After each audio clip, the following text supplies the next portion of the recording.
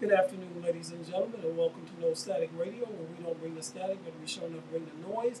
You are now listening to the right side, coming to you on the greatest station in the nation, from the greatest location in the nation. I'm your host, Jeff Doggett. We are here every Saturday from 3 p.m. to 5 p.m. We talk politics, sports, and the issues of the day. We want to shout out everybody listening to us today, as far north as Kennebunkport, Maine, as far south as Key West, Florida, as far east as Staten Island, New York, and as far west as Stockton, California, and all the points in between. For those of you that are listening to us around the world, good morning, good afternoon, or good evening, whichever greeting best suits the time zone in which you are located. There are several things that you can do to stop the spread of respiratory diseases like COVID-19.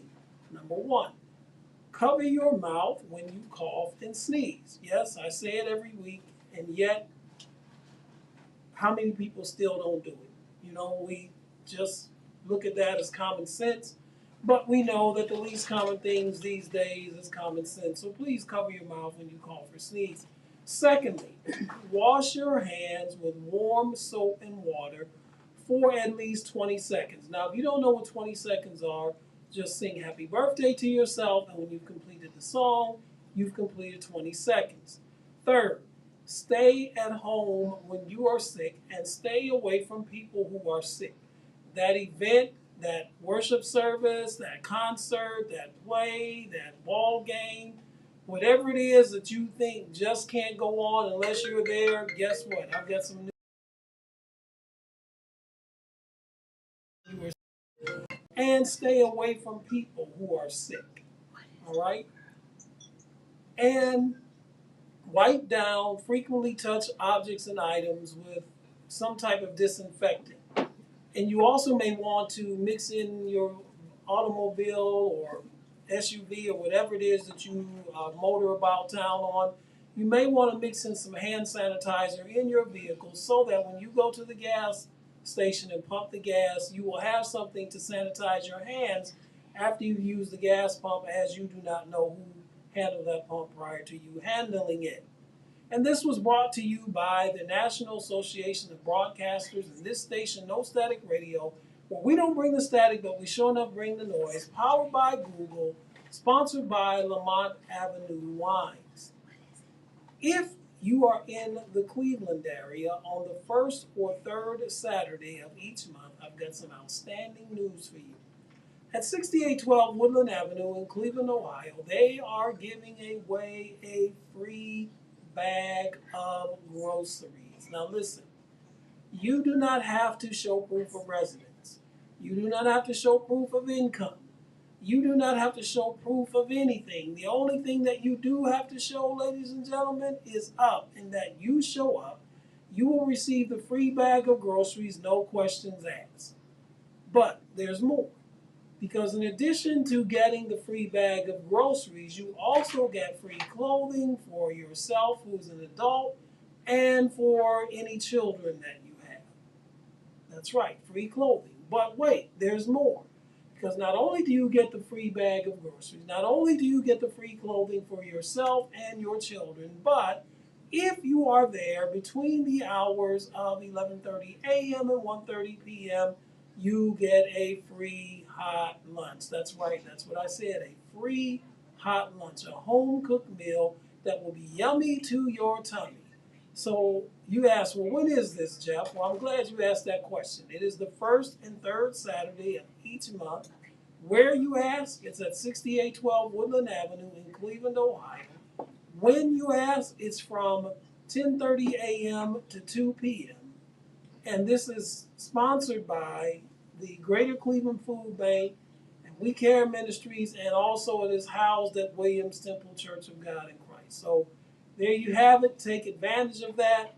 Get your free groceries, get your free clothing, and if you're there during the right hours, you get a free hot lunch. So that dispels the notion that there's no such thing as a free lunch, because in this case there is.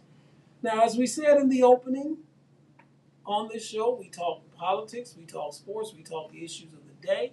I throw some topics out on the table. I give my take on said topics, And we then invite you to call in with your take on those topics at 216-939-5087, 216-939-5087. Now, here are the guidelines. You are allowed one call per show. One call per show is what you are allowed, and you are also allowed in that one call to express your views within a 10-minute time frame. So that's more than you'll get on any other talk show, be it local or national. Nobody's going to give you 10 minutes to pontificate on whatever your views are. And nobody gives you, including this show, allows you to call in more than once during the show. So those are the guidelines. Now, you do not always have to agree with the host. In fact, that is what makes good talk show fodder. If you don't agree, I'd be willing to allow you to air out your take. And if it doesn't agree with my take on it, that's fine. We can have dialogue back and forth about that. But you can disagree, but you cannot be disagreeable, because if you are, then you will be introduced to Mr. Dial Tone, which exactly, which I'm sure that's not what you want to hear, and I don't want you to hear that. I do encourage your calls at 216-939-5087. This is not a monologue. I'm not doing a monologue here. This is dialogue, so I would like to dialogue with you on the topics that we have today, and any other week for that matter. But today, what we are going to be looking at today is that we are going to look at these issues are Cleveland related, but they apply to major cities across the country. And what we're going to look at today on the political side is that the Cleveland City Council and also the mayor's office are equally culpable and equally responsible for the rise in gun violence and the homicide rate here within the city of Cleveland due to policies and budgets and budget cuts and et cetera. We're going to examine that. We're also going to examine that from the viewpoint and the standpoint of the mass shooting that we unfortunately had here in the city of Cleveland last Saturday, well actually last Sunday morning, about 2:33 in the morning, where 9 people were shot. Thankfully, no one was killed, but it's just symptomatic of what's going on within the city of Cleveland, why that got so much coverage, and why other events that happened that same night did not get the same media scrutiny. So we're going to look at that. We're also going to look at the arrogance in which the Cleveland City Council treats the citizens that elected them to their office. We're going to look at that based on an initiative that a grassroots organization here in Cleveland got signatures to put a charter amendment on the ballot. It's called the People's Budget, and this is an organization here in the city of Cleveland that got enough signatures to put this initiative on the ballot. We're going to talk about that and what this initiative does for the PBC, the People's Budget Cleveland. It is going to allow citizens, if the charter amendment passes, that is, it will allow citizens within the city of Cleveland to make decisions on how 2% of the annual city budget will be spent. It will be a committee of individuals that will make that decision as to how 2% of the budget is spent. So we're not talking about a lion's share, if you will, of the budget, but we are talking about a significant amount of money too, as it's estimated to be anywhere between $12 to $14 million that this committee will be able to make decisions on.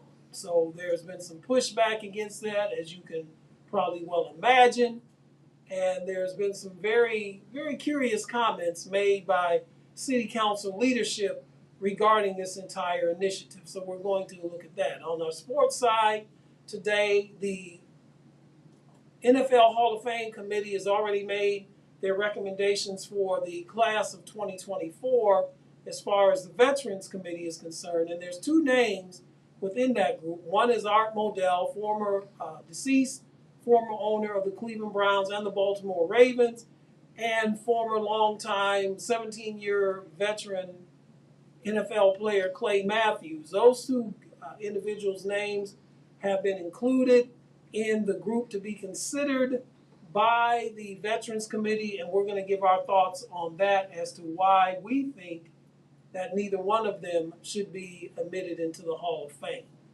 And you can call and agree or disagree with that as well. I'm sure some of you out there listening have some very strong takes and opinions on that. And then also, we're going to look at the Cleveland Guardians, and Shane Biebers was placed on the disabled list, on the injured list. They don't call it the disabled list anymore. But he was placed on the injured list today by the Guardians due to some tightness in his right pitching elbow. But we were going to look at this from the standpoint is, does every time he goes out and pitches, does his trade value diminish in each one of his outings? So that, in addition to our hero and our zero of the week, are what we're going to be dealing with this afternoon on the right side. So our call-in number again is 216-939-5087, 216-939-5087. And we do encourage your calls on these topics or anything else that is on your mind that you want to share with us. On last Saturday night and / Sunday morning, actually it technically occurred last Sunday morning, about 2:30 a.m. in the Warehouse District in downtown Cleveland. Now, for those of you that are not familiar with the city of Cleveland and live elsewhere, the Warehouse District has replaced the flats, if you will, as the playground for the young to go out and have a good time or what have you here in the city of Cleveland. It's the Warehouse District. There are various bars and clubs there that people frequent, and it has become the hot spot, if you will, in the city of Cleveland for those who are into what those businesses and venues offer. And there have been, sadly, in the past, there have been outbreaks of violence there within the Warehouse District, and including some fatal shootings. And so the city of Cleveland has as a result of that, the city of Cleveland has stepped up its police presence in that district on weekends, on Fridays and Saturday nights. So the police department, the city safety forces are well aware of what's going on in the Warehouse District. They're well aware of the attraction that it offers on weekends, and so they have stepped up their presence there.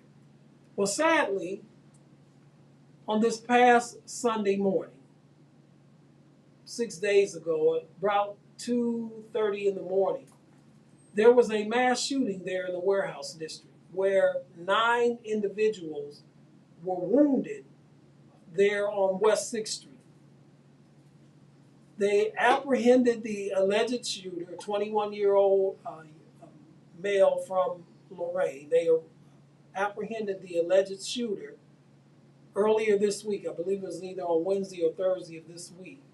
He was apprehended after a business owner put up a $50,000 reward for any information that would lead to the capture and the arrest of the shooter. So they have the alleged shooter in custody now. And as the facts come out during his trial and the case, the facts come out, we will be able to determine whether or not he was or was not the shooter. I have my thoughts on that as well, but I'm going to reserve some of that because I haven't obviously seen some of the evidence that those who are in authoritative position have seen that led to his arrest. And as a result of this mass shooting, of course, this made not only local news, but it made national news across this country, as it was another in the all too often series of mass shootings that are so commonplace, sadly, in our country. And in this case, as I said, fortunately, no one was killed. Thoughts on this? I have several thoughts on this. One, City Council and the mayor both, Mayor Justin Bibb, were outraged at what happened here. And before I get into this, what didn't get a lot of coverage and a lot of mention, none nationally and very little here on the local level, is that on that same evening, very close to where this mass shooting took place. This mass shooting, as I said, took place in downtown Cleveland in the Warehouse District. But there's a neighborhood here in Cleveland called Tremont, which is about 2.5, maybe 3 miles, possibly not even that far, away from the Warehouse District, where that same evening a shooting took place where 2 individuals were murdered. That case has yet to be solved, to my knowledge. That case did not obviously get the press coverage that what the shooting in the Warehouse District got. It did not get the mayor to call a press conference with the police chief and the safety director. It didn't cause that to happen either. So again, the question has to be asked before we really get into the nuts and bolts of this, is that why was so much attention placed on this incident that occurred in the Warehouse District and not a double murder less than 3 miles away from there? Well, there's several reasons for that. Number one, the nature of it. This was a mass shooting. Mass shootings garner headlines. Mass shootings garner not just local coverage, but national coverage. Mass shootings garner press conferences held by the mayor with comments from the chief of police and the safety director due to the very nature of that crime. And I can understand that. That's understandable. Another reason that it got so much attention is where it occurred. This event occurred in downtown Cleveland. And for those of you, again, that do not live in the city of Cleveland, do not live in Northeast Ohio, the downtown district in Cleveland, there's been a lot of money poured into that district, into downtown Cleveland. Downtown Cleveland is where the Rock and Roll Hall of Fame is.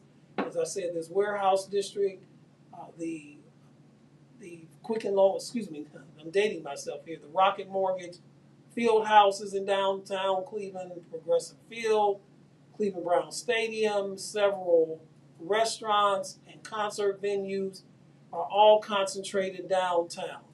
And there's been a lot of finance, a lot of capital poured into the downtown district in the city of Cleveland to do what? To attract visitors from various cities across this, not only across this country, but internationally. To that point, one of the people that was wounded in the mass shooting on last Sunday was someone who was visiting here from the nation of Poland, and this was their first day in the city of Cleveland. So you can imagine the impression that they have of our city, their first day here, and they're shot coming out of a restaurant in the Warehouse District. So all of this money has been put into the city of Cleveland, to the downtown district, I should say, of the city of Cleveland to attract tourists and conventions and those types of events from across the country and all over the world. And so the perception of an unsafe downtown hurts the city economically. So that's another reason why so much attention was applied here. Also, the mayor himself happens to live within this district. So when something hits close to home, of course, you're going to be very concerned about it. So those are the surface reasons. But here is what I really want to get to, because my question is, what about the neighborhood? I understand why so much media attention was placed on what occurred because of the nature of what occurred there in the Warehouse District, with that being a mass shooting. I get that. And I'm not saying that there should not have been attention applied to this.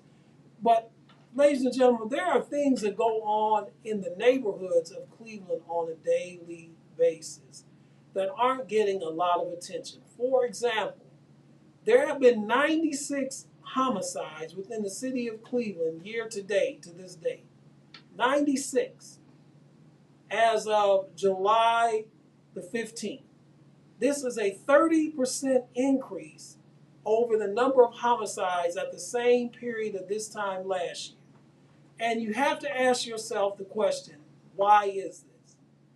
Well, there are several reasons. And one, I'm going to look at the responsibility that leadership plays, that is the city council and also the mayor. And then we're going to also look at some of the underlying causes of why this is happening. So let's look at leadership first, or in some cases, the lack thereof. As I said, the murder rate in Cleveland is up 30% from this time last year. 96 homicides to this date.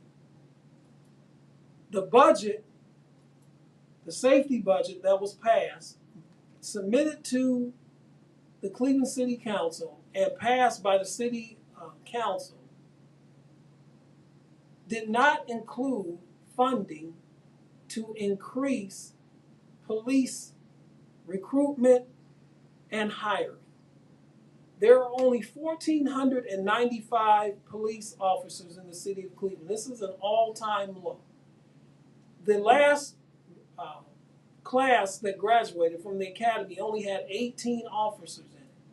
So you have to ask yourself this question: why are not men and women applying to be police officers within the city of Cleveland?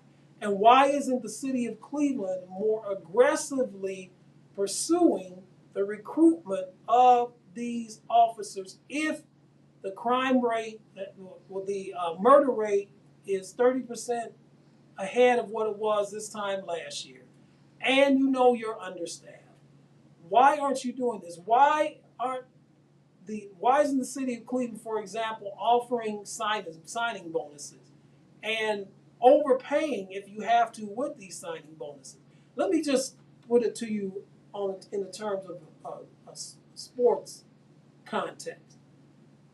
Free agents, especially in the NBA and in Major League Baseball, normally do not come to the franchises here in the city of Cleveland. You get some coming to the Browns franchise.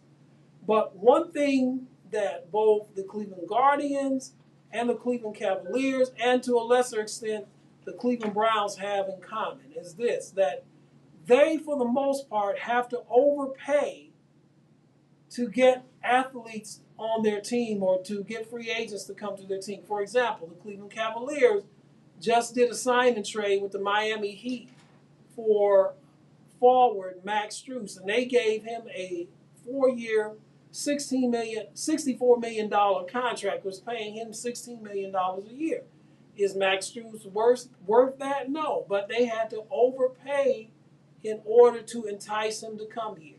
And that is just the perception of Cleveland. To get top flight athletes or to get free agents to come here, or to make trades for players who are near the end of their contract, they have to overpay to get them here. Hence, i.e. the Donovan Mitchell trade for last year, where the Cavaliers gave up 3 players and 3 number 1 draft picks in order to get him here, whose contract will be up at the end of next season, and now they have to figure out if they're going to be able to keep him. So if it translates that way in the sports arena, it also translates that way, sadly, within the image that the city of Cleveland has across the country. Meaning that if you want to attract people to become a part of your city safety service forces, primarily in this case, the police department of the city of Cleveland, you're going to have to, in some cases, overpay. So you may have to give $10,000 to $15,000 signing bonuses.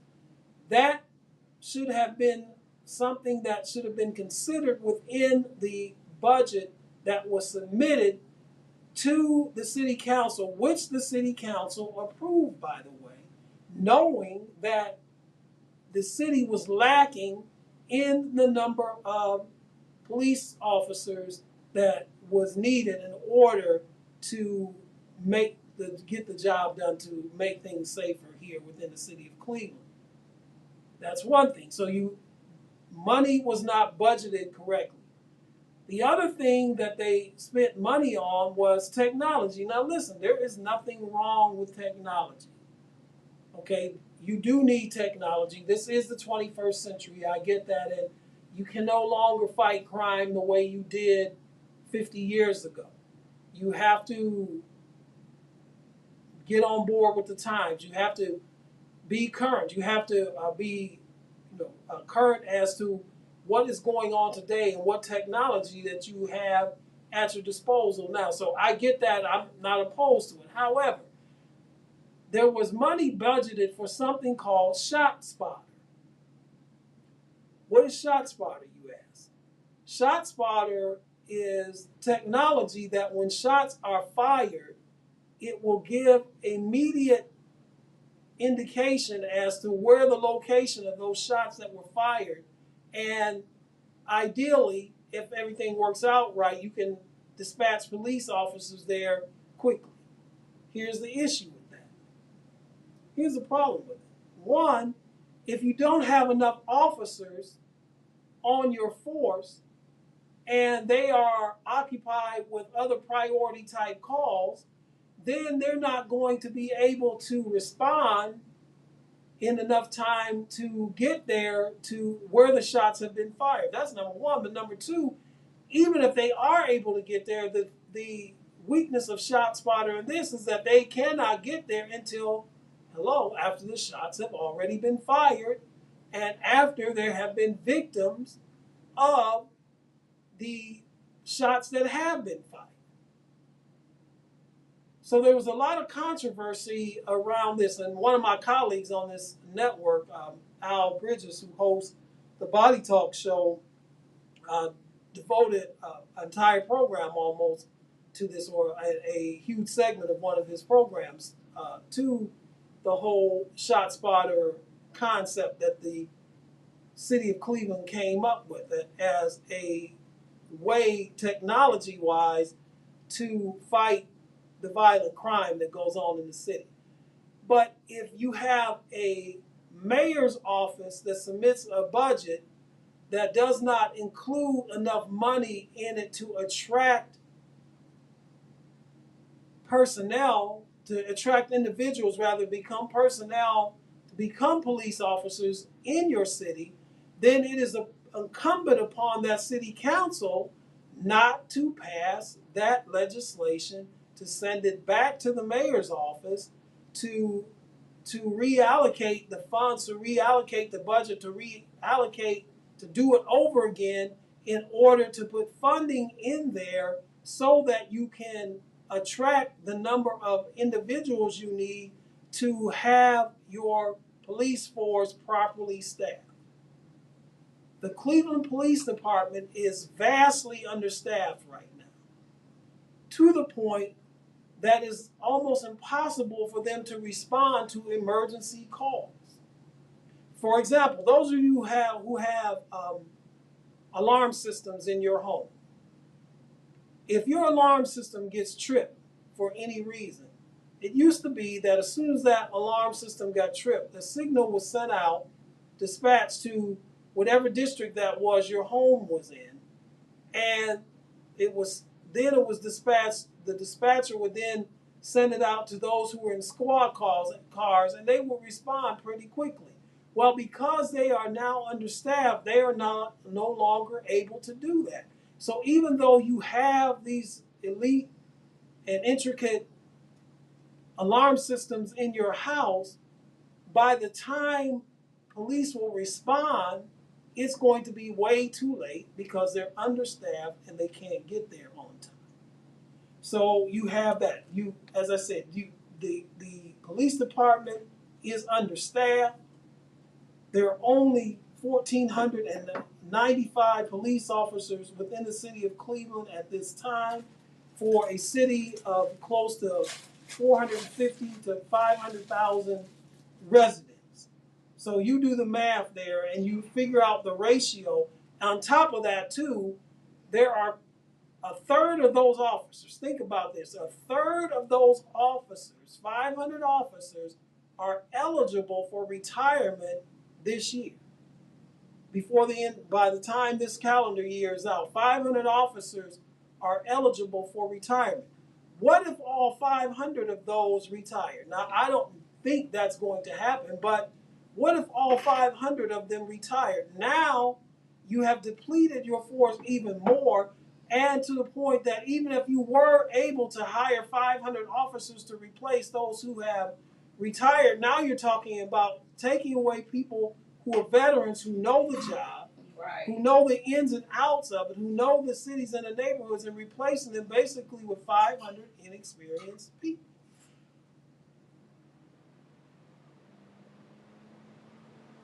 So you have that to continue.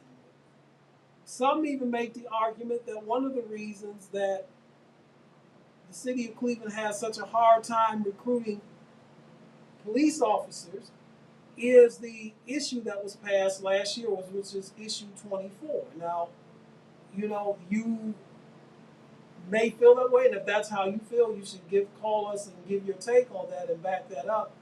I don't know if I come down that aisle or not. I'm not ready to go there yet and say that's the reason why, but I do believe that if you made it financially enticing for individuals, if you started to overpay, and I know that may rub some of you listening to me right now, that may rub some of you the wrong way, that, well, why should we overpay for officers to come here? What is that all about? Well, that's what you may have to do in order to have an adequately staffed police department. But both the mayor's office and the city council are culpable for this, because the mayor submitted the budget. The city council rubber stamped it and approved it, knowing what the issues are within the city of Cleveland regarding the safety. So then, after the incident which occurred in the warehouse district last Sunday, there was a meeting held on Wednesday night, the city council, and no one from the mayor's office, the mayor himself, or no one from his administrative staff showed up to the meeting on Wednesday night that was discussing what happened in the warehouse district last night. And the city council members were upset and outraged about that. But where was your consternation? Where was your outrage when you got a budget that you rubber stamped, that you passed, that you knew was inadequate when it came to protection for your constituents within your wards within the city of Cleveland? Where was your outrage? That was the time to exercise your outrage, if you will. And listen, I'm not calling for, nor am I encouraging an adversarial relationship between the mayor's office and the city council. They should be able to work together. But what I am saying is that you are an elected official from the people in your ward. You're supposed to be representing the people in your ward and their best interests. And I'm sure if you poll the residents of your ward, whether you're in Ward 1 all the way to Ward 13, I'm sure that at the top of the list of their concerns of your constituents would be safety and crime. I'm pretty sure that would be at the top of, it wouldn't be 1, it would be 1A on their list. So if that is the case, and I believe that it is, then you knowingly passed a budget that really would not benefit the citizens in your ward, that would in fact put your citizens in your ward in harm's way, because you passed a budget that does not accurately address the number one issue that they're concerned about, and that's crime within their neighborhood. And we know that downtown gets the big story. We know that it got the big story last week for all of the reasons that I elaborated on in the beginning of this. But what about the neighborhoods? Why are they being neglected? How come there hasn't been great push to find out who were the killers who killed these two individuals in the Tremont district that same night, right, around about the same time the shooting in the warehouse district took place? So both the city council members of the city of Cleveland are culpable, and also the mayor is culpable because they are not doing what needs to be done to address this issue. They are severely understaffed, and their last class in the academy was paltry. You usually have about 100 candidates coming out of a graduating class. You only had 18. That's not going to address the issue. That's not going to address the concerns of the constituents of your ward, councilman, and of your city, Mr. Mayor.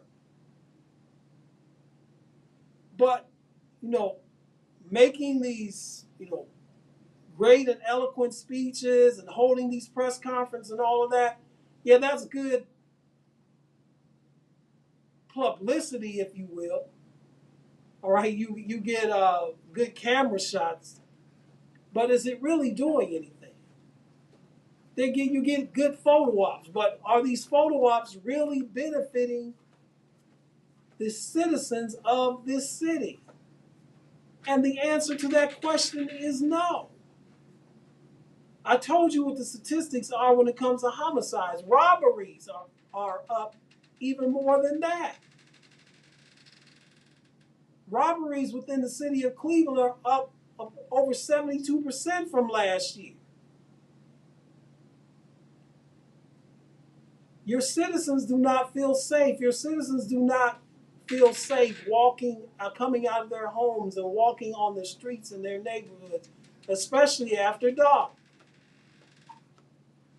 So there was a story on local news here in Cleveland the other day about now how they're going to step up even more patrols and have a larger police presence within the warehouse district on those evenings when they know that it's going to be well attended and there's going to be a lot of people there. Okay, fine. But what about stepping up the number of officers within the community? What about stepping up the number of officers that are seen in Mount Pleasant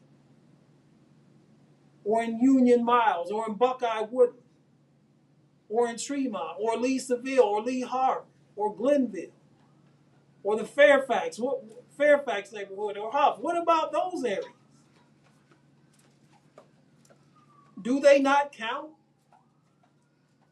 because they're not downtown and people aren't going to visit people from out of town, and the conventions you're trying to attract to come here to the city of Cleveland, they're not going to be venturing out into those neighborhoods anyway?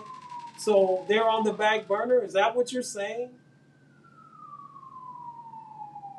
Now, you may deny that's what you're saying, but that's what appears to be happening here. Because you're not doing what's necessary to be done to make Cleveland a safer city. Now, all of this isn't your fault, because there are some underlying causes to the violence that we see within the city of Cleveland and within cities for that matter across this country. So there are reasons why we see this that are not your fault. One is the number of firearms that are available to individuals, is the gun culture that we have in this country. We have more murders per capita in this country than any other Western so-called industrialized, so-called first world nation in the world. America leads the world per capita in homicides. So part of this is the gun culture that we have. We've talked about that on this show quite often, where you literally here in the United States of America have more guns than you have people. So that's one of the issues. You have both legal and illegal people who own firearms.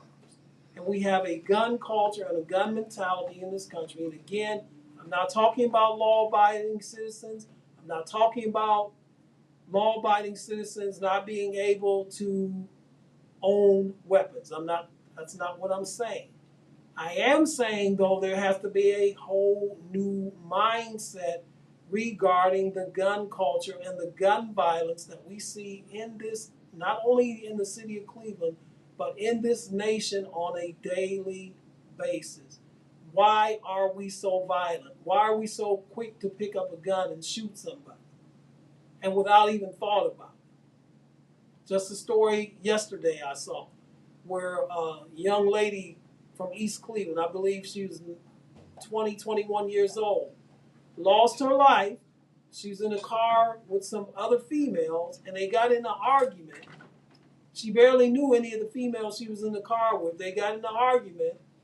When they got to the place they were going, she got out the car with the other females, and the female that she was having the argument with pulled a gun out on her, and while she begged for her life, this other female shot and killed her. And why?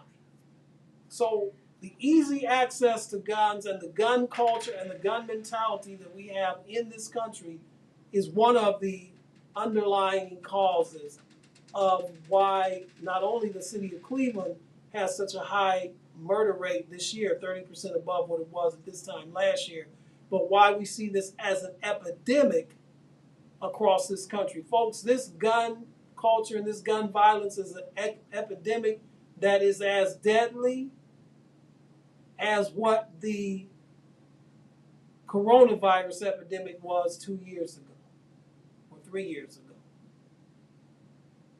The difference is that at least with the coronavirus, I can take a vaccine, I can social distance, I can wear a mask, I can do the things that we talked about in the opening of the show to help prevent myself or make it less likely for me to catch COVID-19.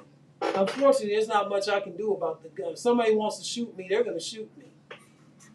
There's no vaccine for that. There's no social distancing for that unless I stay in my house and don't go anywhere. I can't wear a mask to protect myself from that. I can't do any of that.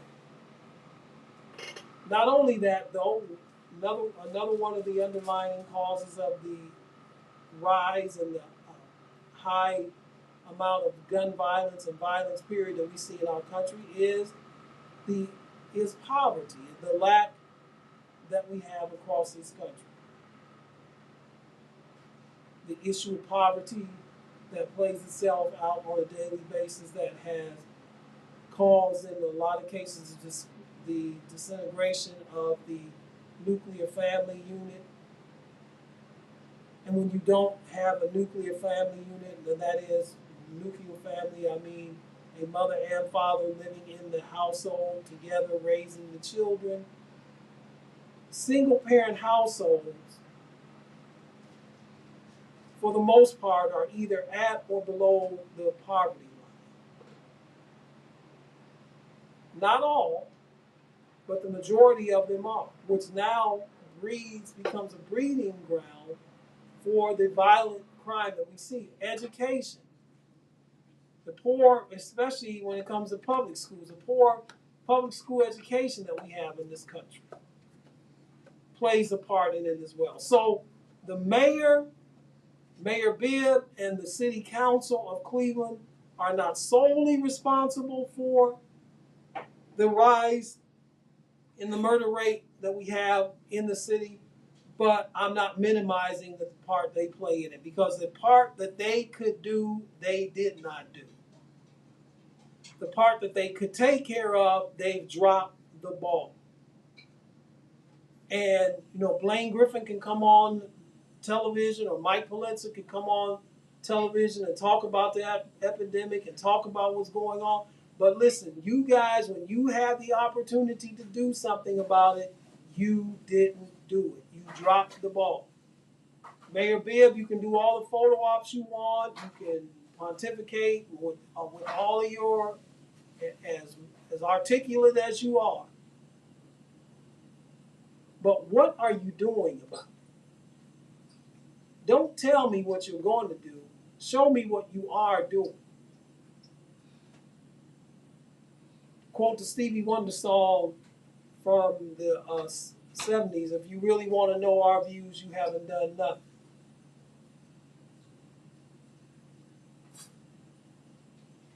While you're press conferencing and photo opping and giving these speeches or making these statements on the local news, another murder has taken place. And you're still grossly understaffed in your police department. And as we said, you are running the grave danger of losing a third of your officers by the end of this year. I can say conservatively, you're probably going to lose about, if 500 are eligible to retire, you're probably going to lose about 200 of those. That's 40%. So you're going to take a 40% reduction to a staff that's already too small.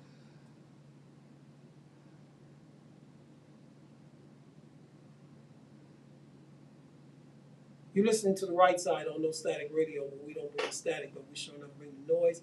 Our call-in number is 216-939-5087, 216-939-5087. I know some of you, especially those of you that are residents of the city of Cleveland that are listening to me right now or watching this show on YouTube or Facebook Live, I'm sure you have some comments or some thoughts on this. So give us a call. I'd love to hear what's on your mind, what your thoughts are. Perhaps you don't see it this way. Perhaps you don't see it the way I see it. Perhaps you think that the mayor and the city council are doing a great job, a bang-up job, addressing these issues. That's fine. Just give us a call. I'd love to hear your reasoning for that. I'd love to hear what you would cite to back that up. But we'd love to hear your intake and your input on this issue. This is a very serious issue, folks. This is a grave and serious issue that affects, listen, not only the residents of the city of Cleveland, but it affects this entire metropolitan area. I don't live within the city limits of the city of Cleveland, but I am in the city of Cleveland 7 days a week. I'm in Ward 1 7 days out of the week. So I spend quite a bit of time within the city of Cleveland. This issue affects me even though I am not a taxpayer in the city of Cleveland. Because as Cleveland goes, so does the region.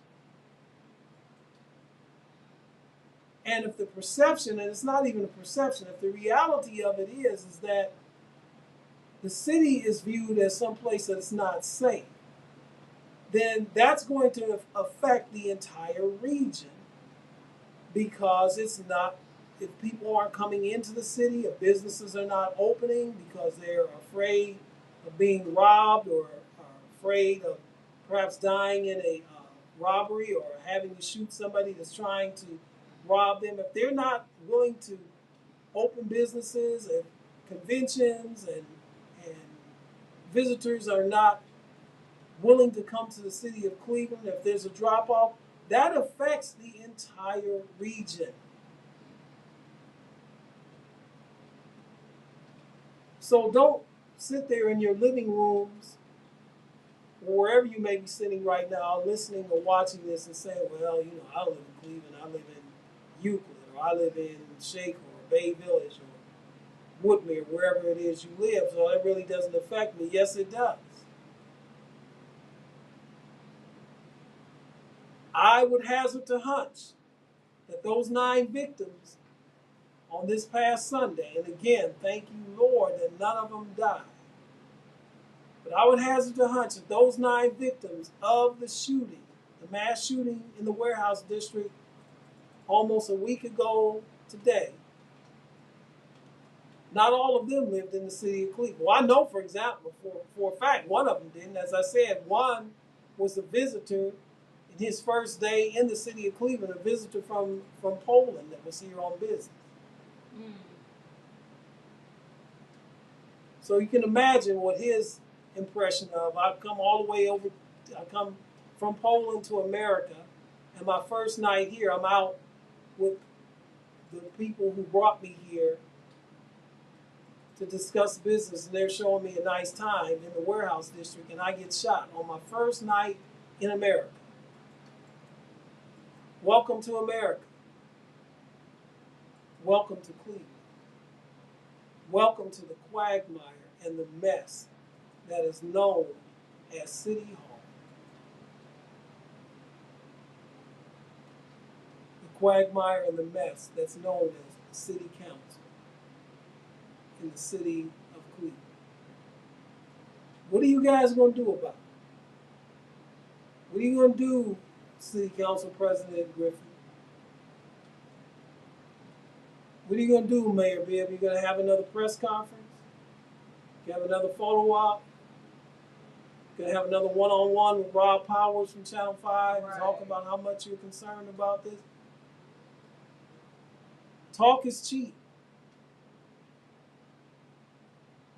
From the Curtis Mayfield song, everybody saying and everybody praying, but when come time to do, everybody laying.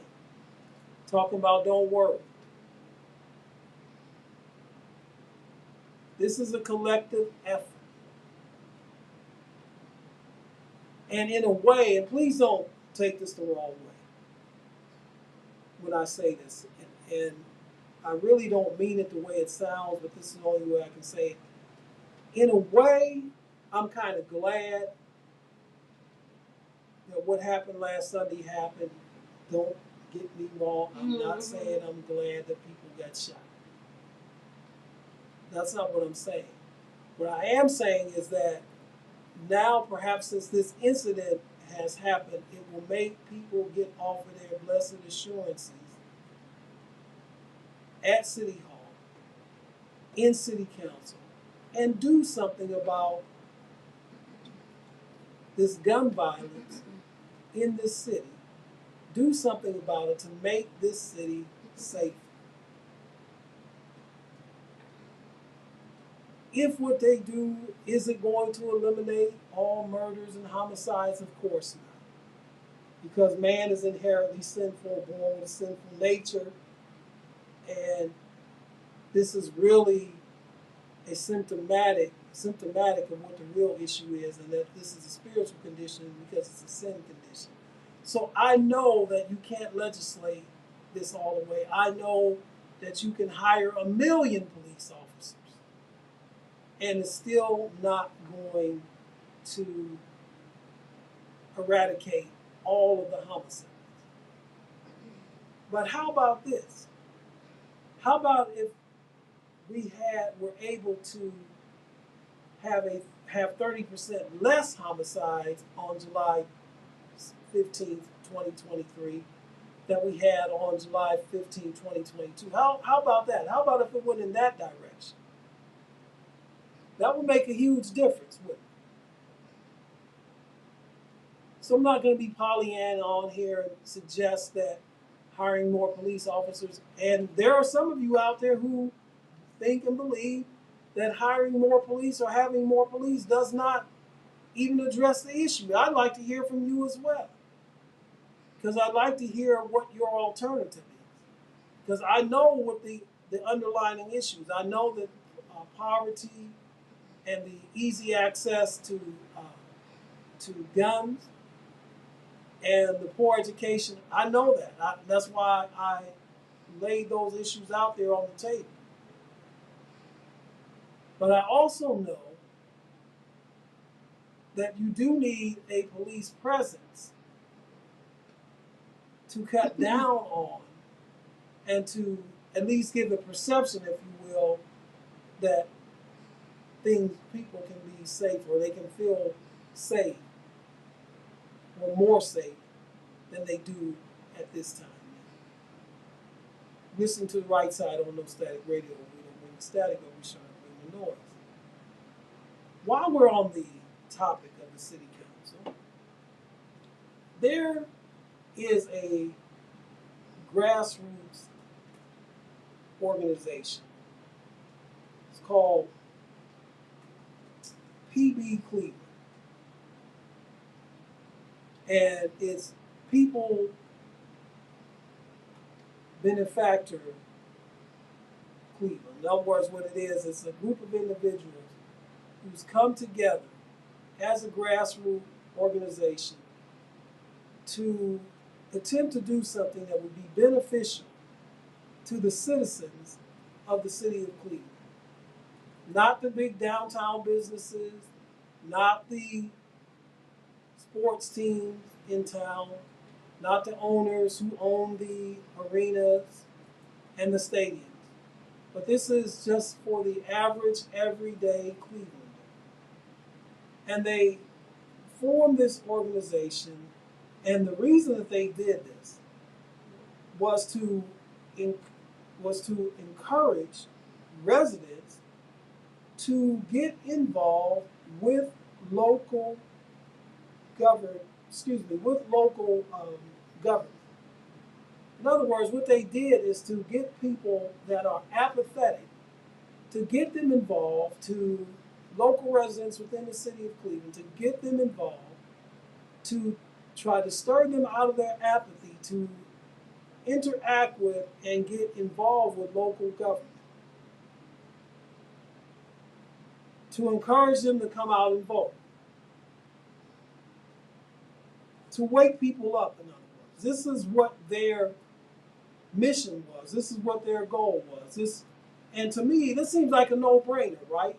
Seems like a no-brainer to want to get people who aren't involved, who are apathetic, who think the system is working against them, who believe that there's no reason to vote, who really don't want to get involved in the process at all, even though that process affects them on a daily basis. As we just talked about dealing with the gun violence and the uptick in the homicide rate.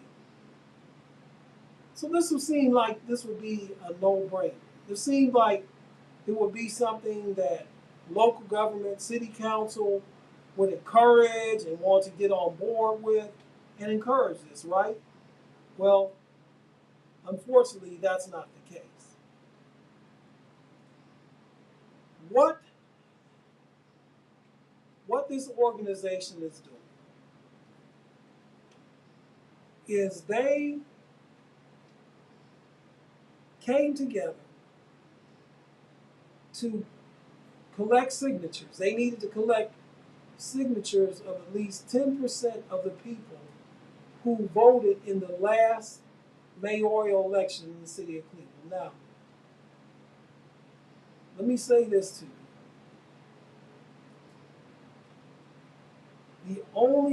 They only needed 5,900 plus signatures. So let's round it off. Let's say 6,000 signatures. They only needed 6,000 registered voters in the city of Cleveland who bothered to vote in the last mayoral election. They only needed 10% of the 60,000. The tragic number in this, if you haven't seen it already, ladies and gentlemen, is that only 60,000 of approximately 300 plus thousand eligible voters in the city of Cleveland even bothered to vote in the mayoral election of 2 years ago. That's sad.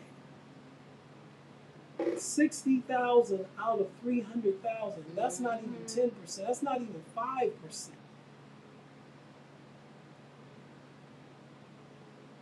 But anyway,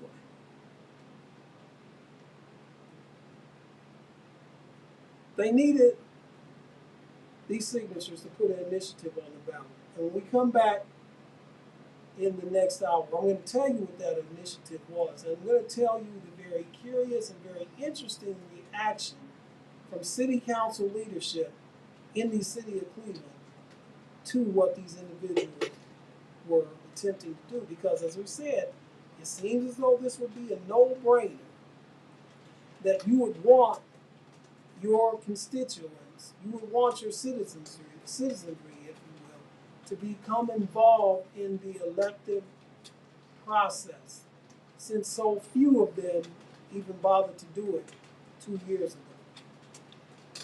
But we'll see what City Council's reaction is on the other side of the hour. It's the top of the hour, and we're going to take a short break. We'll be back at you after some music and some messages. We'll be right back with you with the second hour of Right Side.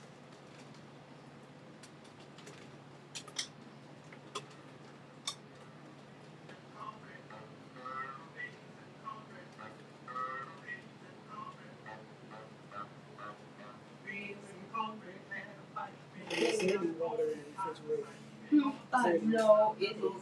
Okay. So what's Yeah, I got a couple of cases I gotta bring from home.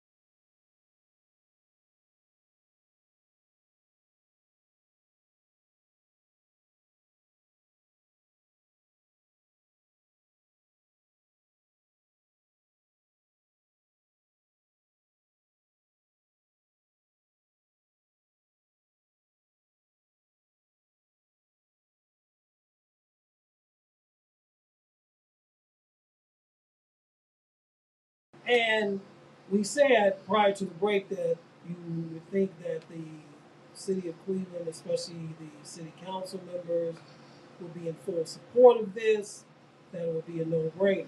Well, unfortunately, that's not the case. In fact, it is just the opposite of that. The organization was able to obtain well over the amount of signatures that they needed to get a charter amendment on the ballot that would allow a citizens advisory board to make decisions on 2% of the budget, yearly budget, 2% of the yearly budget of the city of Cleveland, that this citizens advisory board would be able to make decisions and recommend as to where this money would be spent. Now we're talking about between 12 to 14 million dollars. And before you sneeze at that, this was approximately the amount that was used to be seed money to make repairs to and to modify Progressive Field. Just to give you an idea, which came out of taxpayer money, by the way, because it came out of the money that was set aside for the whole Gateway complex when the sin tax passed some years ago. So we're not talking about a significant amount of money, but we're not talking about some chump change either. City Council President Blaine Griffin, in a interview with WEWS Channel 5 News last week, basically came out and said that these weren't his words, but this was the sentiment, that these people were ignorant and they did not know what they were doing. So they are not qualified to make these types of decisions. Mind you, based on their tax money. It was his premise, and he's the city council president, which then leads me to believe that this is the general consensus of the city council, especially since I did not hear not one city council member speak out and say something contrary to what Council President Griffin's remarks were. So it leads me to believe that this is a consensus belief, the consensus opinion of the 13 members of the city council. On top of the fact that there have been individual city council members who have made the statement that this money is, quote, their money, unquote, when it's not. It is not their money. This is taxpayers' money. It's not their money to use for their own personal expense, to use at their own personal discretion. These are not discretionary funds for them to use for their own personal benefit. Of course, they could do that and they could serve time like former Council President Ken Johnson is serving time, but that's another topic for another day. And so I bring all that out to show you the arrogance and the indifference that these elected officials have towards their constituents. To make the statement that they're ignorant, that they don't know what they're doing when it comes to funding and budgeting for programs, oh, you do? Like you do. I just spent the better part of the first hour of this show talking about the recent budget that was passed by the city of Cleveland that did not have enough funding in it to hire enough police officers. That decision wasn't made by this PBCLE committee. That budget was approved by the city council of the city of Cleveland. But you say these people don't know what they're doing. You say they're ignorant. Really? You make decisions on financial decisions on the city that is the poorest city in America. And yet you're going to pass yourself off as an expert?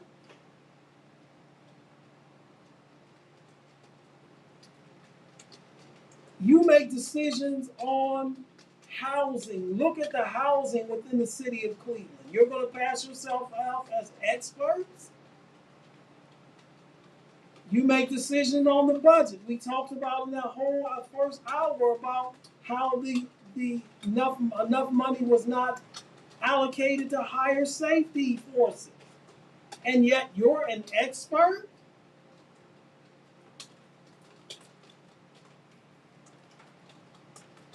No, what it is that it's absolute power, and absolute power corrupts absolutely. Am I saying that the 13 members of the city council of the city of Cleveland are corrupt? I'm not saying that. I'm not making a blatant statement like that. I am saying that they're very arrogant. And to sit there in your arrogance, to sit there in your indifference to your constituents, to sit there, like one of you said, like you're running your own little personal fiefdom here, that, quote, this is my money, unquote. Really? What are you, the king or queen of your war? And your constituents are your serfs, they're your peasants, that they pay tribute to you?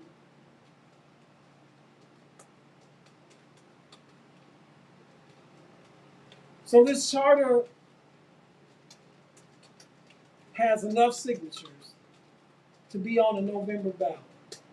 And I am hoping and praying that this passes so that the Citizens Advisory Board can be set up to advise or to make decisions on how 2% of the budget is going to be spent, especially since it affects them directly. There have been rumblings here, and nothing concrete is out there yet. But there have been rumblings, for example, as to building the Browns a new stadium, because they're talking about putting almost close to $2 billion in renovations to the existing stadium.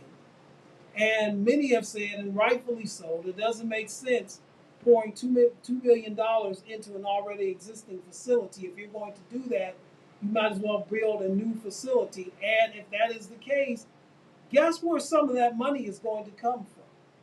Now, not only just the residents of the city of Cleveland, but that's going to be a whole county-wide issue.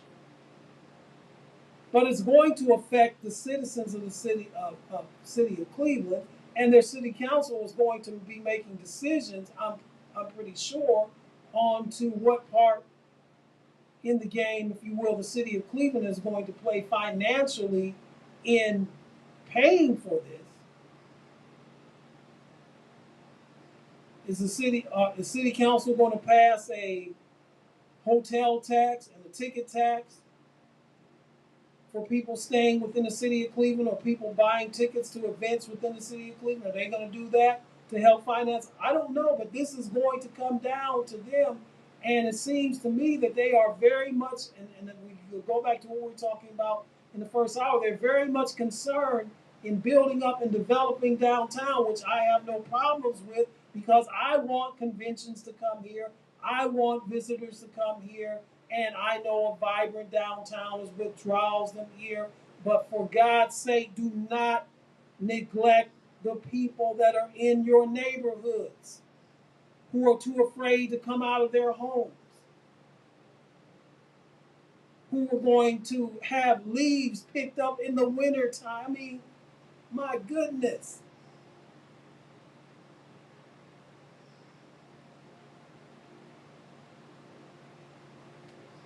So again, that's just an illustration of the arrogance and the indifference. It would be one thing if they were successful in what they were doing.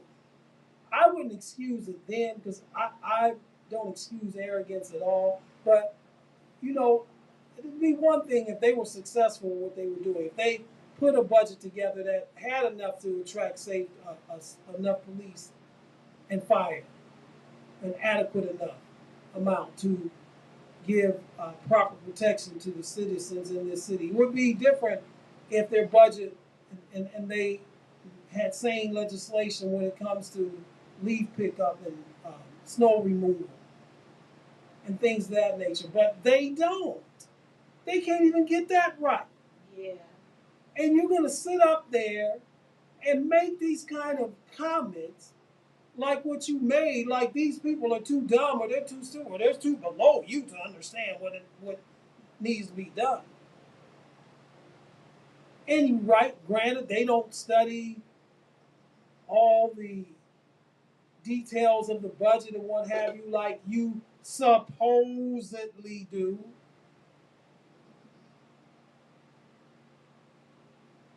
But to pass them off as that they're just some ignorant bunch of bumpkins or buffoons that don't know what they're doing, it's just an illustration of your arrogance. It really shows, in my opinion, shows me what you really think about those people who you govern.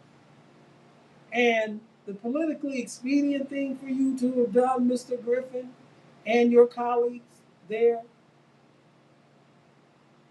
is even if you did think this, is you still should have come out in support of it because it is getting your citizens involved and engaged in the planning process of a budget that will affect them, which then would stir them to become involved in the political process, would stir them to be more apt to come out and vote, so you won't have such paltry numbers where only 60,000 out of almost 400,000 people turned out to even bother to vote in the mayoral election. Mayor Bibb won the election in 2021, and he got a little over 10,000 votes. There were years past 10,000 votes, he would have been routed in an election. But he won the election getting a little over 10,000 votes, people. 10,000 votes elected the mayor of the city of Cleveland. That is an indictment on the voters of the city of Cleveland, yes, but it's also an indictment on you as leaders for not motivating and getting people out and educating your constituency. Again, using the sports example. In sports, coaches get fired because players don't perform. Mm-hmm. Well, we can't fire 53 players on a football team, or 25 players on the baseball team, or 15 players on the basketball team. So we'll fire the coach. And part of the coach's job is to motivate and to get his or her players ready to play. Now, sometimes they take unfair blame, but they know that comes with the territory. Well, listen, city council members, Mike Polensek, Blaine Griffin, Rebecca Mauer,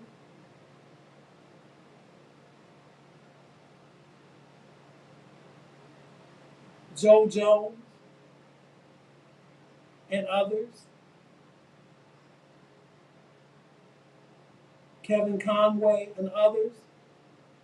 It is your job, part of your job, whether it's in the written job description or not, part of your job is to educate your constituency and to motivate them to become involved in the political process. So all of the blame for the apathy is not on the voters. Some of it is. But your hands aren't clean either. You're listening to the right side on No Static Radio, and we don't bring the static, but we sure enough bring the noise. Our call-in number, if the phones are up now, our call-in number is 216-939-5087. 216-939-5087. And listen, if you are listening to or watching this program and you're not in Northeast Ohio, you're not in the Cleveland area, you may be in some other metropolitan area. This is not just a Cleveland phenomenon.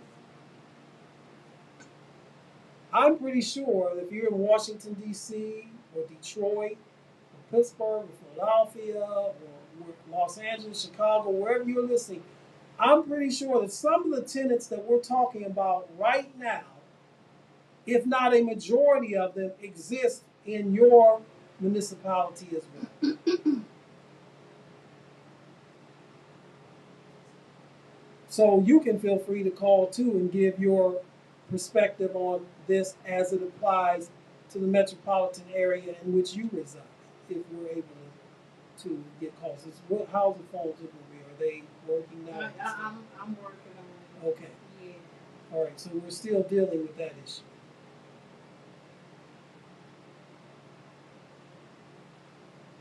On Thursday, the NFL Hall of Fame committee Veterans Committee submitted a list of potential nominees to the Hall of Fame induction class of 2024. The Veterans Committee submits a list of names of individuals who they believe are Hall of Fame qualified, but have not received enough votes to be voted in during the normal process time for a individual to be voted into the Hall of Fame. So their name is submitted to the Veterans Committee. Well, there were two names that were submitted in this group on Thursday that I want to talk about, that for various reasons and for completely diverse reasons, completely unrelated reasons, I don't think either one of them are Hall of Famers. And these two people are former Cleveland Browns and Baltimore Ravens owner, deceased now, owner Art Modell, and 17-year veteran, majority of that time played with the Cleveland Browns, but did play a few years with the Atlanta Falcons, Clay Matthews. These are two names that have been submitted that have come up before in Hall of Fame discussions and were not voted in to the Hall of Fame. And now, because they were not voted in on, I believe it was 3 different occasions, their names have now been submitted to the Veterans Committee. There's a lot of talk about both of them. Let's deal with Art Modell first. Those who support Art Modell being inducted into the Hall of Fame will say that he played and he did. This is not a fiction. This is not an opinion. This is true. He did play a very huge role in negotiating along with former and Commissioner Pete Rozelle, who's also deceased. It's in the Hall of Fame.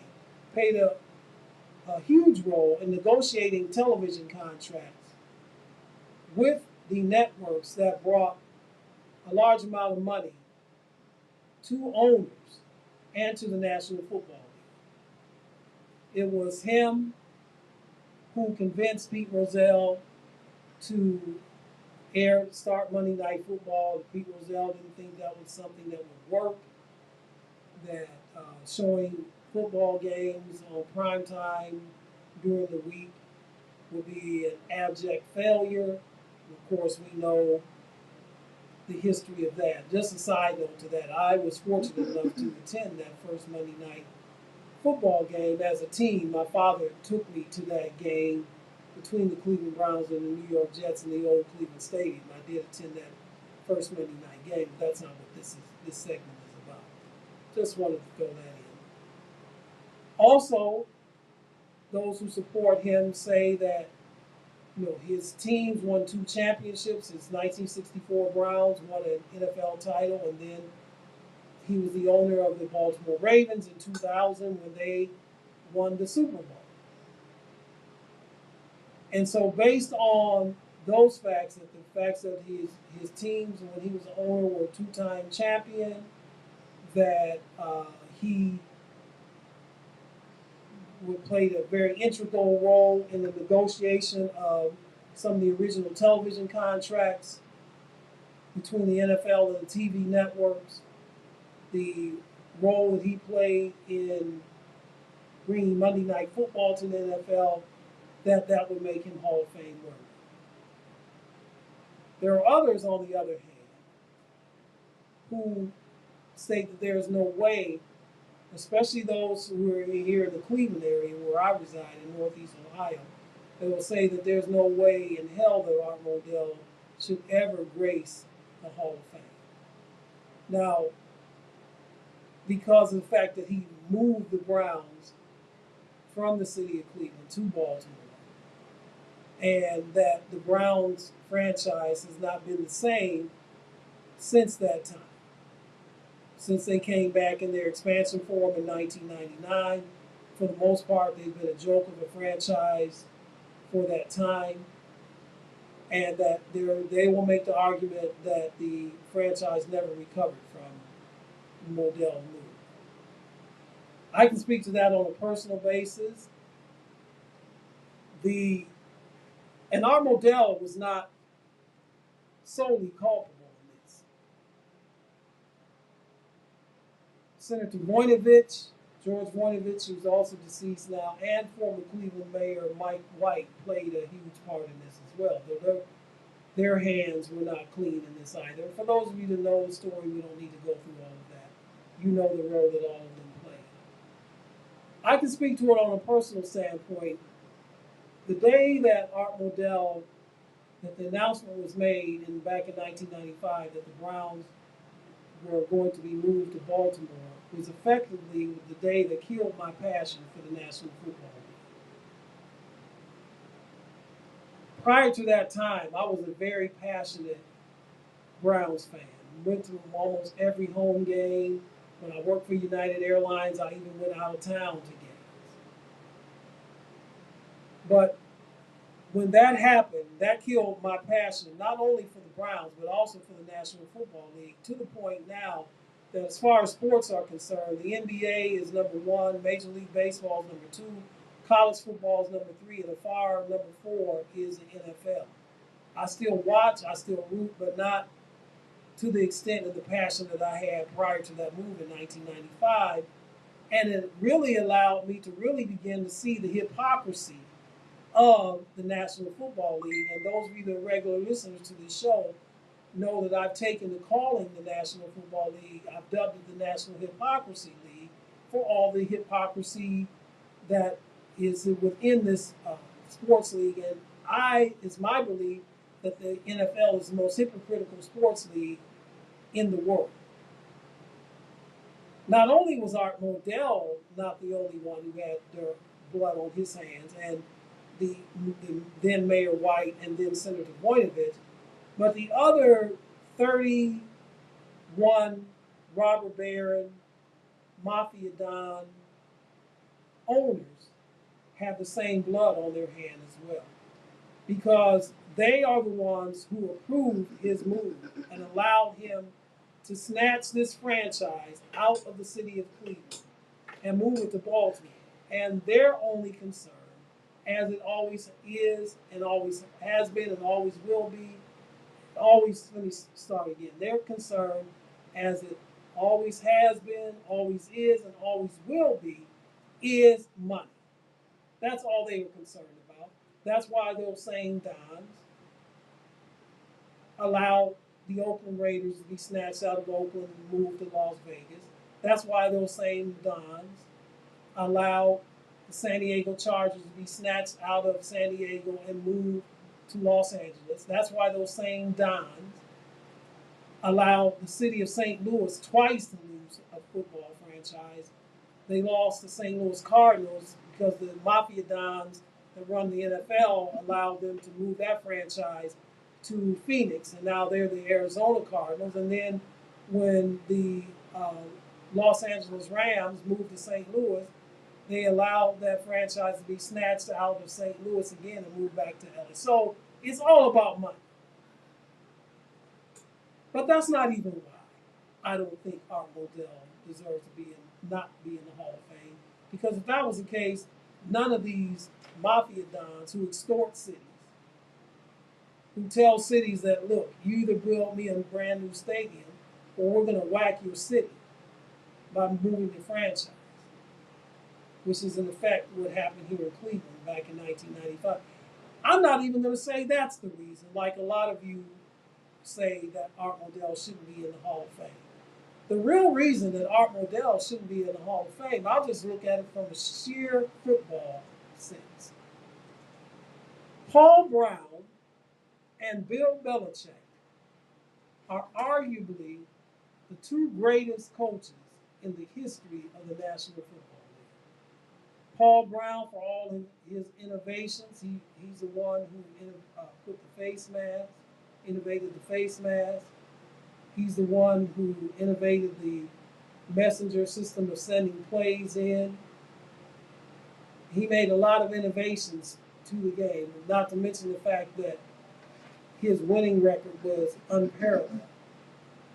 He took the Cleveland Browns out of the then All-American Conference of the late 40s, came into the National Football League in the very first year in 1950, which coincides when the modern era of the National Football League began in 1950, brought the Cleveland Browns into the National Football League. You know what the Cleveland Browns did in their very first year in existence in the NFL? They won the NFL title. And ladies and gentlemen, let me just make this clear too. That's what the Super Bowl is. The Super Bowl is the NFL title. So for all of you revisionist history people who think that only Super Bowl titles count and nothing else, the Super Bowl is nothing but you are the champion of the National Football League. You're NFL champions, which is what you were prior to the Super Bowl era if you won the NFL championship. So in his very first year in existence in the National Football League, the Cleveland Browns won the NFL title. They were the dominant team of the era of the 1950s, which was the beginning, as I said, the modern era of the National Football League began in 1950. Art Modell fired Paul Brown. Yeah. Arguably the greatest coach of all time. You can make arguments with it. You can mention Vince Lombardi. Some may even say Tom Landry. You may even say George Halas, Don Shula. That's fine. I'm not going to argue that point with you today. Bill Belichick. Bill Belichick has 6 Super Bowl rings. Bill Belichick was the coach of the New England Patriots during their 20-plus year dynasty in the National Football League, where it seemed like almost every year they were either winning the Super Bowl or in the Super Bowl. The Patriots have 6 Super Bowl rings under his tutelage.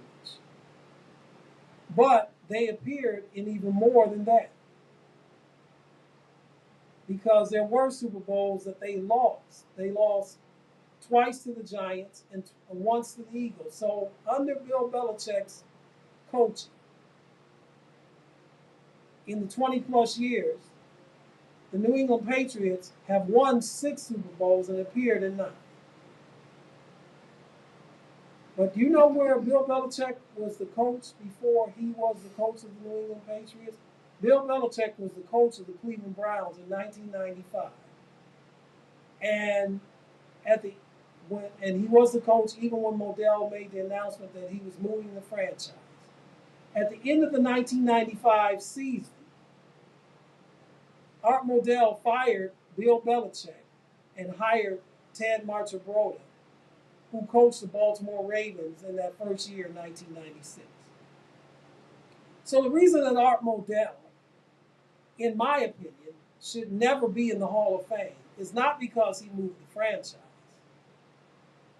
Because if you're going to do that, there's a whole lot of other owners that should never be in there, which I agree with, by the way. They shouldn't be in because of what they did to those cities. But Al Davis is already in. Are you talking about the franchise split that took place too?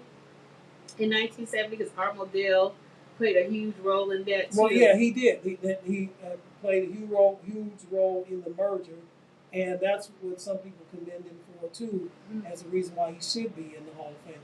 But my argument for him not being in the Hall of Fame is simply on a football basis. You fired arguably the two greatest coaches of all time.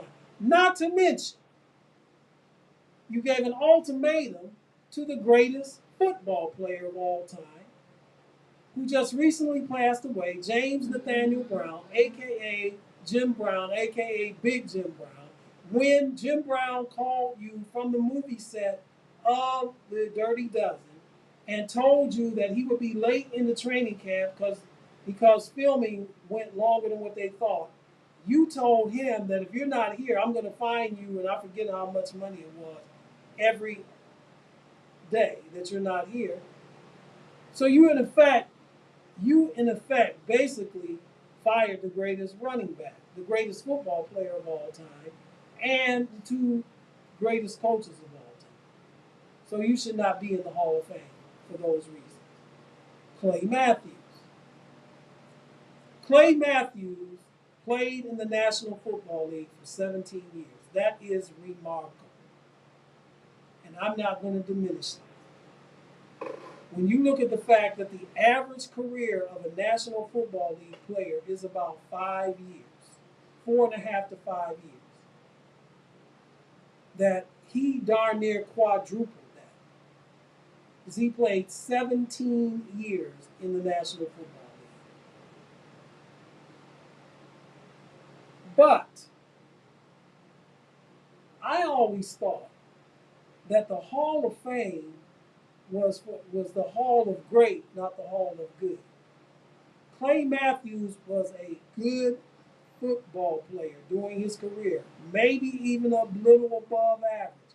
But Clay Matthews was never great. Clay Matthews was all other teams, offensive coordinators, did not game plan for Clay Matthews during his prime of his career, especially when he played here in Cleveland with the Browns. Now, this is not to diminish him, because Clay Matthews was really good and he made some Pro Bowls. So I'm not trying to say he was an also-ran or he was an average player. No, he wasn't. He was a very good NFL football player.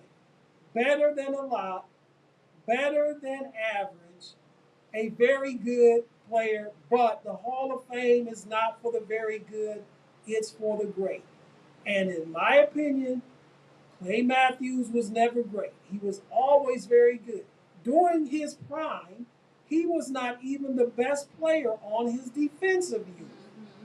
The best player on those defensive units of the Cleveland Browns of the 80s, when Clay Matthews played here, were Frank Minifield and Hanford Dixon, who also, by the way, were very good but not Hall of Famers. You could even make the argument that he was not even the best linebacker during a period of time in his career, because that title would have gone to Chip Banks, who unfortunately short-circuited his career because he liked the white powder. Cocaine shortened his career and his effectiveness. So, Clay Matthews was a very good player.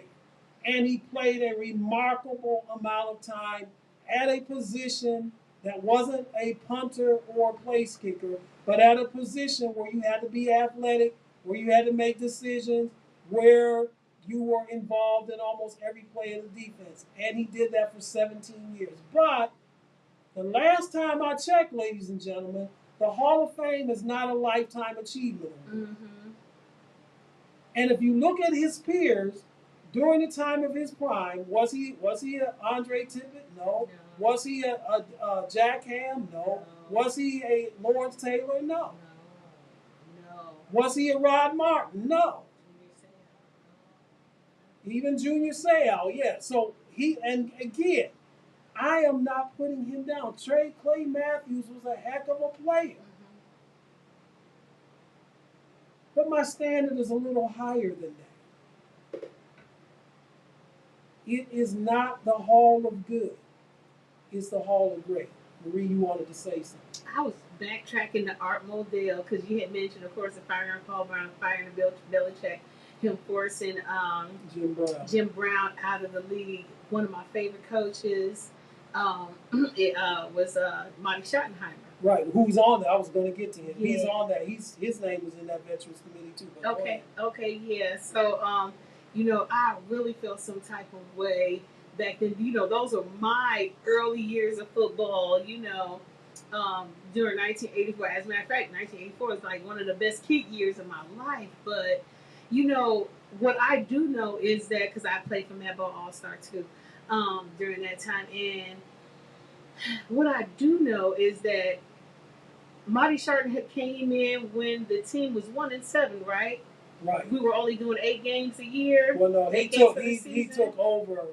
Sam Rutigliano got fired in 1984 when they were 1-7. He took over for the team. They finished 5-11 that year, and then the next year in '85 is when that was Kozar's rookie year. They went 8-8, and then in '86 they went to 12-4. Lost in the championship game. In '87, they were, I think, 10-5-1 and lost in the championship game that year too. Yeah. So, what I remember is, and I wanted to jump through the screen watching him on Channel 5 when he sat up there and said that he didn't believe that Marty Schottenheimer, could ever win a big game for his ball club. Well, yeah, he fired Marty. Jeez. So Marty Schottenheimer, I can make an argument for him to be in because the argument against Marty Schottenheimer is what Marie just said, is that the critics say he never won the big one because his teams never got to a Super Bowl. And that's true. They never got to a Super Bowl. He coached here in Cleveland with the Browns. He had them on the cusp of the Super Bowl a couple of times. And unfortunately, they lost in the AFC Championship game at the end of the '86, which was really in January of '87, to John Elway and the Broncos on the drive. And the following year, they lost again on the cusp of going to the Super Bowl to John Elway when Ernest Biden fumbled the ball going into the end zone, which would have been a tying score.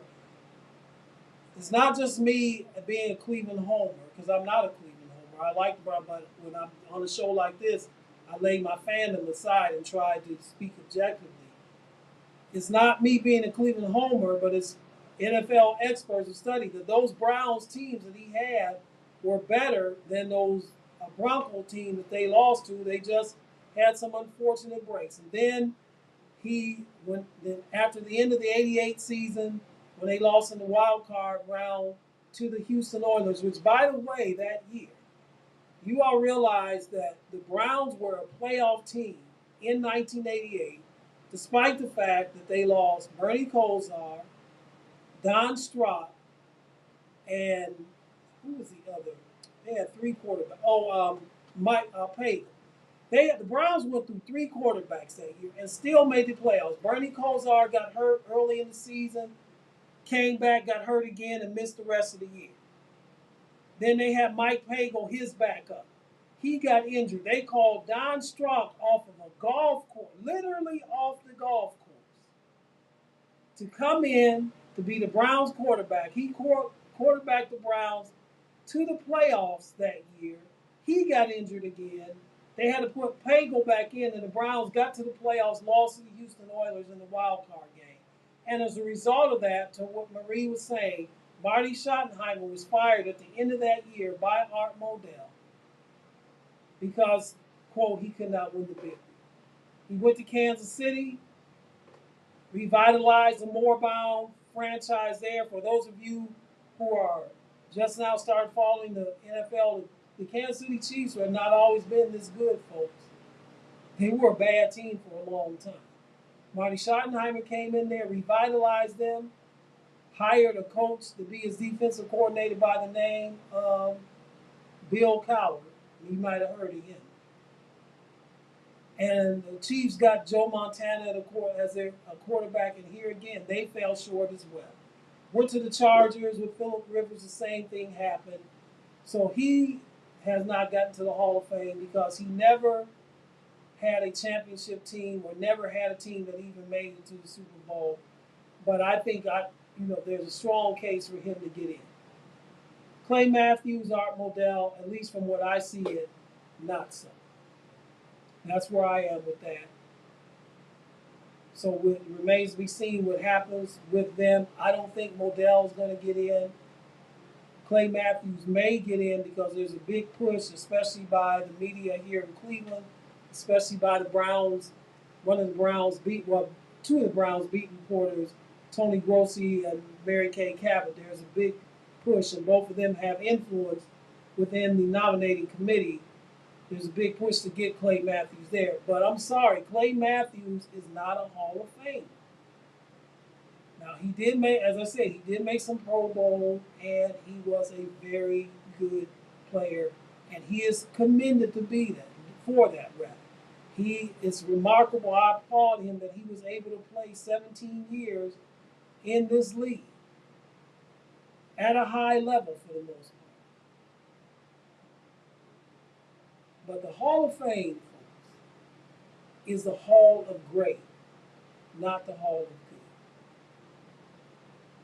And you see individuals get in the Hall of Fame that make you scratch your head as to why these people in. For example, I'll go to baseball very quickly.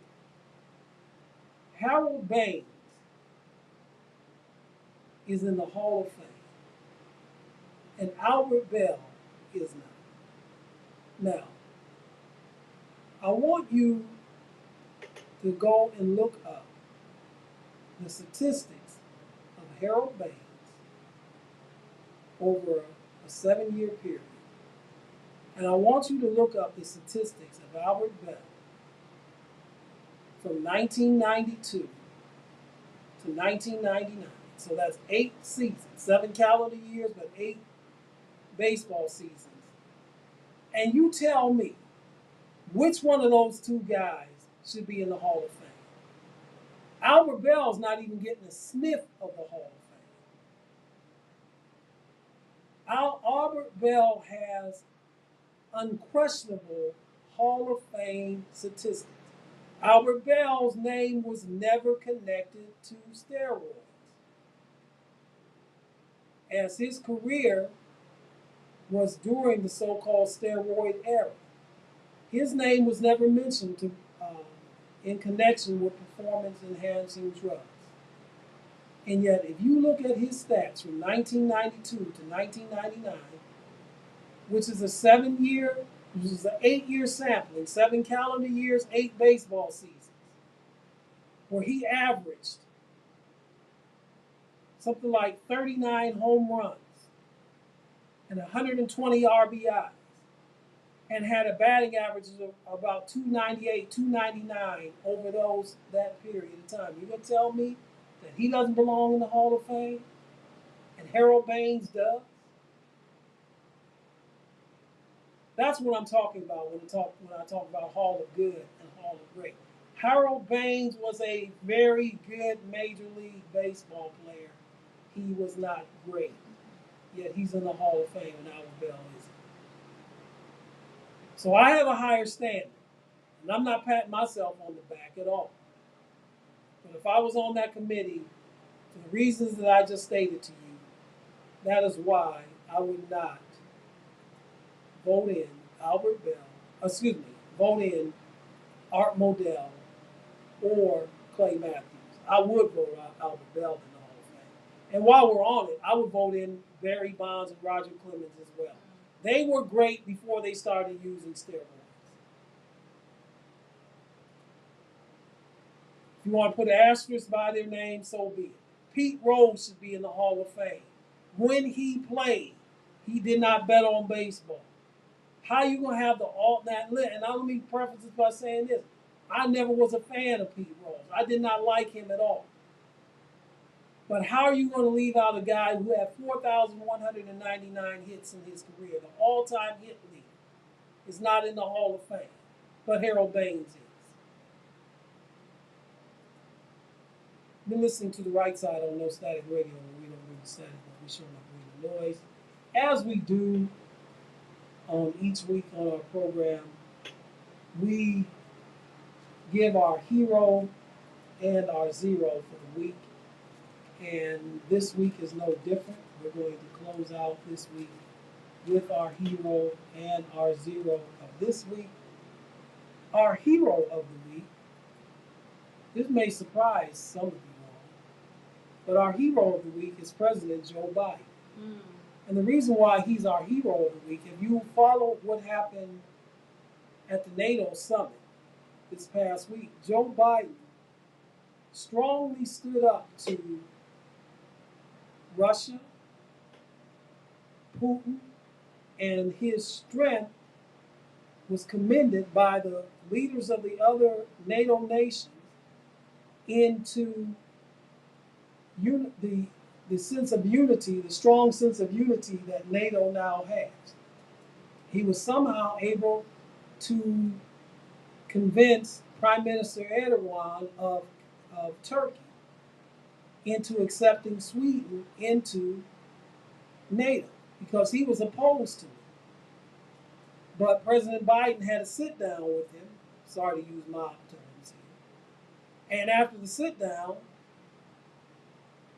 Prime Minister, who, by the way, is a strong man, is a dictator in Turkey, agreed to allow Sweden into NATO.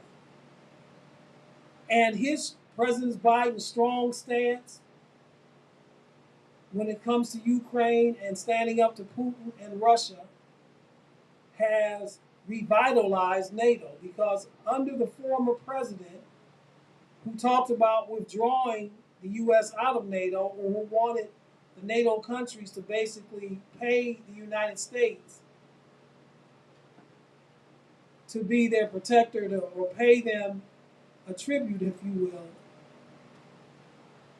to stay in NATO, to be a protector. And NATO was at its weakest, which was one of the reasons that encouraged Putin to go ahead and move on Ukraine, much to his chagrin, much to his sorrow now, I believe, even though he's not going to say it publicly. So President Biden is our hero of the week for showing strength and being able to revitalize NATO and to give confidence to our NATO allies in this very important organization that protects American interests overseas and serves as a buffer and a stopgap to the aggression of Russia and Putin right now. So he's our hero of the week. Our zero of the week is also someone in the political field, and this is Arizona Congressman Eli, aka Elijah Crane. For those of you that did not see the clip, and I wish I would have had it, I would have played it for you. In the House this week, there was a debate about amendments to the military budget. Basically, it's this, is that the Republican, on partisan basis, the military budget was passed in the Congress with amendments to it that basically took away gender affirming surgery for soldiers that are in the armed forces, basically banned women that are in the armed services from going to states that are more open to abortions, to get abortions in those states. It did all of that, and it passed on a partisan basis. Critics of it called it the anti-woke legislation. It also dealt with the number of people inducted or recruited into the service, people of color. And Congressman Crane objected to the amendment as regarding the people of color being recruited. And he tried to explain his objection. And he said, and I quote, that my objection did not have anything to do with colored people or black people.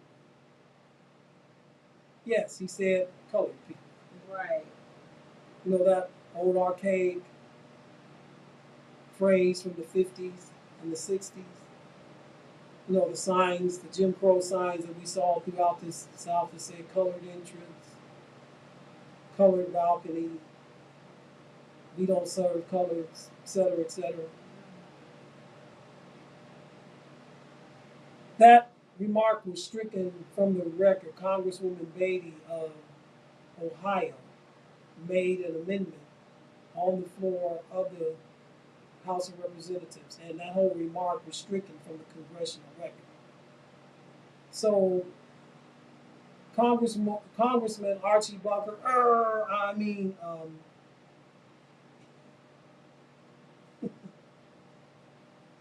Eli, Eli Crane, you are our zero of the week.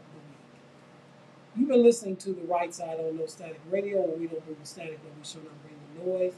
We come to you every Saturday from 3 p.m. to 5 p.m. on the greatest station in the nation, in the greatest location in the nation. But right now, I'd say, see that my time is up. Thank you very much for your time, and until next Saturday at 3 p.m., shalom.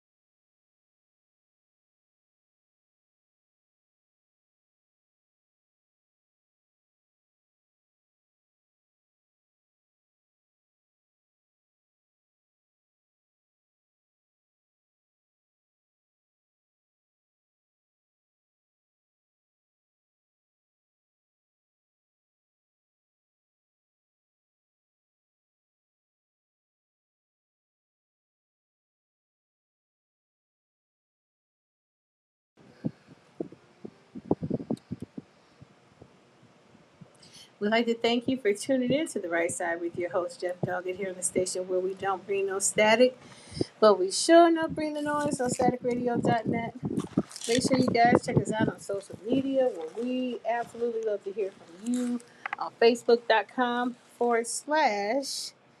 No Static Radio LLC on Twitter, and No Static _ Radio on Instagram, at The Real _ No Static Radio on YouTube at No Static Radio, and our newest platform, Discovered.tv. Also, if you guys would like to listen to replays of this show and others on NoStaticRadio.net, please make sure you check us out on Mixler or Mixcloud.com. Just type in No Static Radio on the toolbar for replays of this show and all others on the platform. And for all things No Static Radio, oops, my bad, including, and for replays of this show and others on the platform, you can check us out on TuneIn.com, LiveOnlineRadio.net, or Media Q for continuous uninterrupted streaming of this show and all others on the platform. And for all things No Static Radio, including up and coming events, listen, you guys, our website is under construction officially. So stay tuned to www.nostaticradio.net, where we're just going to bring you some of everything good about the station, about the show hosts here, about the things that we do. Of course, we'll have merchandise for sale. And yeah, so just stay tuned. In the meantime, in the between time, though, you guys, we just want to thank you for being a part of this sensational Saturday. And you know what it is. Oh, also, if you want to support a small business, you know, we got a cash app, No Static Radio, $ No Static Radio. If you're interested in supporting small businesses or supporting one of the shows here, just make sure that if you send anything, that you make sure what show you sent, you are sending it in for, and we'll take care of the rest. We'll make sure that it gets applied to the correct format, correct platform, excuse me, and take it from there. We definitely appreciate any and all support. So yeah, you guys, thank you for joining us for another sensational Saturday here on your Voice of the Revolution on staticradio.net, where we don't bring no static, but we sure enough bring the noise. You guys stay safe out there. It looks like it's gonna rain a little bit. So, you guys just be safe. Enjoy this weather. It is beautiful weather out there, and you know what it is. We've got more music for your listening pleasure here on your Voice of the Revolution on staticradio.net, powered by Google, partnered by Colors, with Colors, and sponsored by Lamont Avenue Wines, and Cleveland Rugby League and Design Me exclusively. You guys have a good one. Be safe. Enjoy. Love on your family, y'all. Love on your family. Tomorrow's not promised. Love on your family. And I'm out.